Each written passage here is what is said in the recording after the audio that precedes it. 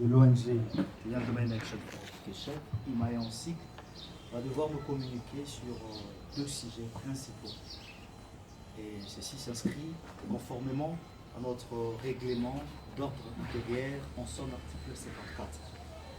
Sans pour autant tarder, nous allons devoir passer la parole au CG Serge Bondedi qui va devoir nous lire le sujet en question. Et après sa lecture viendra l'étape de questions et réponses. Et puis à la fin, nous allons devoir clôturer cette conférence de presse. Sans pour autant tarder, Monsieur Serge Bondedi, vous avez la parole.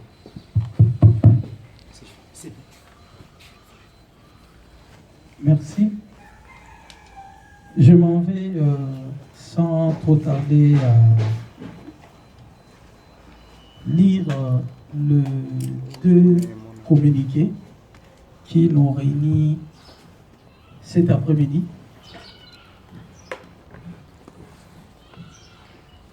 Le premier.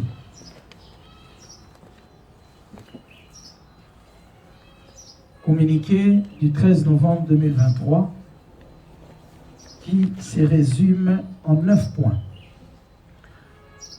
Premier, l'ONG Young Men Action for Education, spécialisée sur les questions de l'éducation et de la formation, partenaire éducatif du gouvernement, s'est dit extrêmement préoccupé par l'occupation anarchique aux conséquences explosives par l'Institut supérieur pédagogique et technique de la Gombe, des infrastructures et espaces scolaires appartenant aux 3 établissements scolaires ci-après.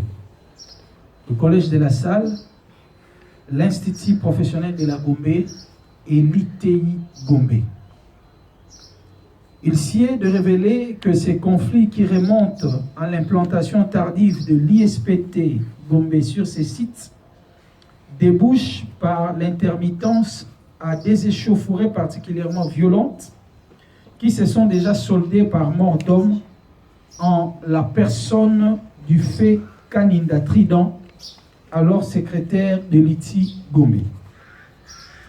De vives tensions provoquées par une descente punitive des étudiants de l'ISPT à l'ITI Gombe et au Collège de la Salle ont sérieusement perturbé les enseignements, respectivement le lundi 2 octobre et le vendredi 28 octobre 2023. De forces de sécurité se sont impliquées dans ces désordres et ont fait recours au tir de sommation et autres gaz lacrymogènes, mettant gravement à danger la vie et l'intégrité physique tant des élèves que du personnel enseignant. En définitive, il y a eu cessation des apprentissages tant à l'ITI Gombe qu'au Collège de la Salle avec des élèves agressés, traumatisés et autres. Imae ONG établit en premier lieu la responsabilité de l'État congolais, qui n'arrive pas à arbitrer définitivement et durablement ces conflits qui exposent des vies humaines, aussi bien des apprenants que de leurs enseignants, et exposent les espaces de ces écoles à la spoliation pour des intérêts inavoués des tierces. Imae ONG regrette que l'État congolais crée des universités et autres instituts supérieurs sans les doter d'infrastructures, les condamnant à s'accaparer des espaces, immeubles des écoles. À titre d'illustration, l'ISP Gombe utilise le bâtiment du lycée Bosangani. ISP Kananga squatte les bâtiments de l'Institut Kelekele. ISC Matadi a délogé le CO3 Mvuzi à Matadi. ISP Luozi est en passe d'occuper les infrastructures de l'école technique de Luozi. IFASIC s'est installé dans les locaux de l'Institut Notre-Dame de Fatima à Kinshasa. L'université Kassavubu serait encore dans les installations de l'IBM. Enfin, le cas sous examen de l'ISPT Gombe est éloquent à ce sujet. Tout en regrettant ces vastes complots contre les écoles observés sur l'ensemble du territoire national, IMAE ONG demande au gouvernement de redéployer ISPT Gombe ailleurs. Et c'est conformément à l'instruction académique numéro 12 bar Minesu-min-MNL-KOB 2010 du 14 juillet 2010, laquelle accordait un délai de 3 ans à toute institution d'enseignement supérieur et universitaire d'acquérir ses propres bâtiments et libérer progressivement le patrimoine mobilier et immobilier de l'EPST.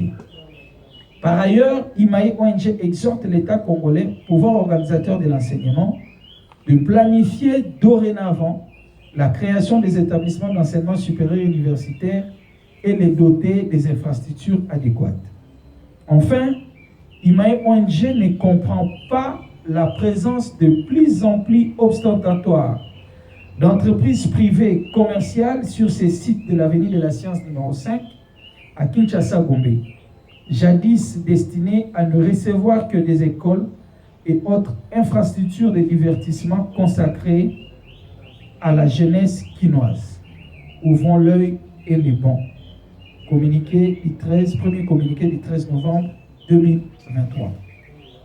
Le deuxième communiqué ou la deuxième communication de cette soirée